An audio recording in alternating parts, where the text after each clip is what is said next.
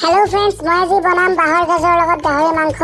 আৰু মই গাহৰি মাংসখিনি ভালকৈ ধুই বইল হ'বলৈ দিছো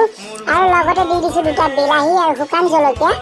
আৰু এইখিনি মই ভালকৈ বইল হ'বলৈ দিছো আৰু অলমোস্ট বইল হৈয়ে গৈছে আৰু এতিয়া মই বিলাহী দুটা উঠাই ল'ম আৰু শুকান জলকীয়াখিনি উঠাই এটা পেষ্ট বনাম আৰু লগতে আদা নহৰু পেষ্ট বনাই লৈছো মই এয়া আৰু এতিয়া মই গৰম কেৰাহীত গাহৰিখিনি ভালকৈ ভাজি ল'ম তেল নিদিয়াকৈ আৰু ভজা হোৱাৰ পিছত মই ইয়াত বিলাহীৰ পেষ্ট আৰু আদা নহৰু পেষ্ট এইখিনি দি ভালকৈ ভাজি ল'ম আৰু ভাজি লোৱাৰ পিছতে মই ইয়াত দি দিম নিমখ আৰু নিমখখিনি দি ভালকৈ ভাজি লোৱাৰ পিছত মই ইয়াত দি দিছোঁ পানী